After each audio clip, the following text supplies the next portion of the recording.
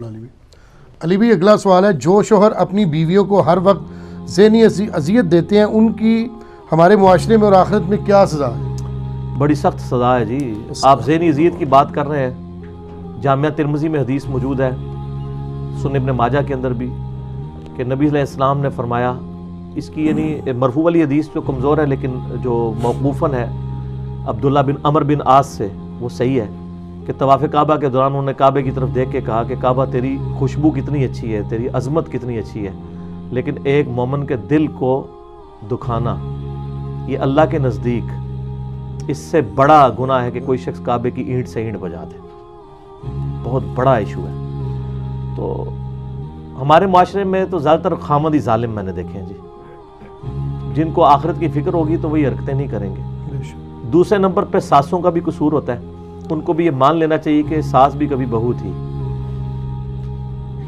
جو اس کے اس وقت جذبات تھے نا، تو وہ اب آنے والی بہو کو بھی اسی جذبات کے ساتھ ہینڈل کرے نا. زیادہ قصور جو ہے نا وہ ساسوں کا ہوتا ہے. بہو کی بھی غلطی ہے لیکن بہو کو آپ کو ایکسیپٹ کرنا چاہیے، اس لیے کہ اگر آپ کی بیٹی یہی کچھ کر رہی ہو تو آپ اس کو ایکسیپٹ نہیں کریں گے. تو دوسرے کی بیٹی کو آپ بیاہ کے لائیں اور اس کو بیٹی کا ٹائٹل دیا ہوا ہے، تو سر پھر اس کے ساتھ وہی والا حوصلہ پیش کریں نا جو آپ ایک بیٹی کے ساتھ کرتے ہیں. کیا وہ اپنی بیٹی والا سلوک کے ساتھ کرتے ہیں؟ سر کر کے دیکھیں. اور پھر ہوتا ہے یہ بیٹیاں تو بیٹھ جاتی ہیں دوسرے ملکوں میں، انہی بہوؤں نے سنبھالنا ہوتا ہے پھر بوڑھے ماں باپ کو.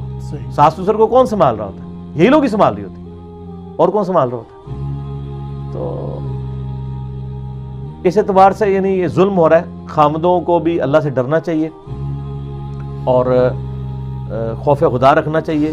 کسی جانور کے ساتھ انسان برا سلوک نہیں کر سکتا. بخاری مسلم میں حدیث ہے، ایک عورت بڑی نیک تھی اور نبی علیہ السلام نے فرمایا کہ وہ دوزخ میں جل رہی ہے صرف اس لیے کہ اس نے ایک بلی کو قید کر دیا اور وہ بھوکی پیاسی مر گئی.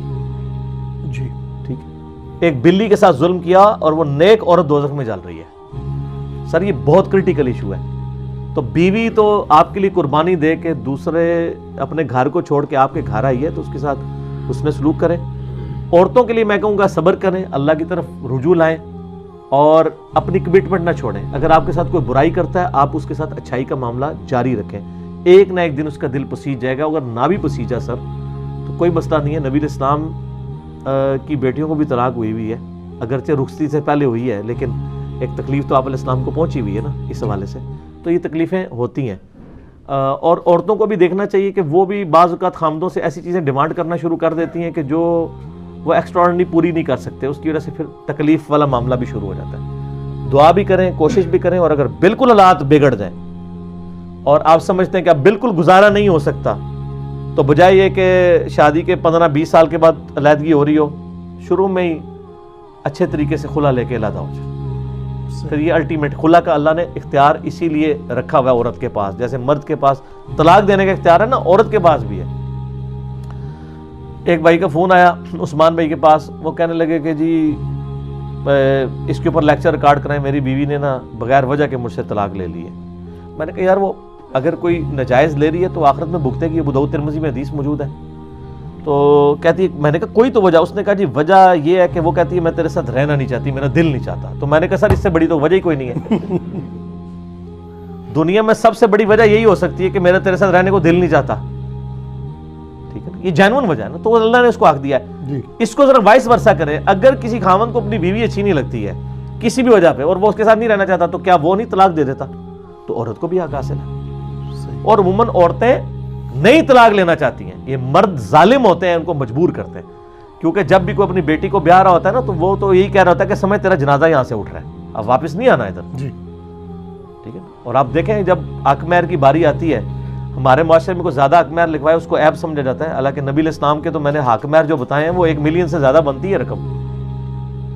کیلکولیٹ کر کے دیکھ لیں تو 500 اوقیہ جو ہے وہ چاندی بنتی ہے، 500 اس وقت کے درہم چاندی کے.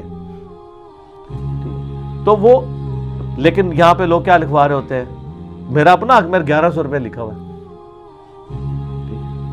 وہ اس لیے کہ انہوں نے کہا جی جب بیٹی دے دی تو حق مہر کی کیا امپورٹنس ہے؟ کیا حق مہر کی وجہ سے میاں بیوی بچ سکتے ہیں؟ نہیں. اتنے حق مہر ہوتے ہیں پھر بھی الٹیمیٹلی طلاقیں ہو جاتی ہیں.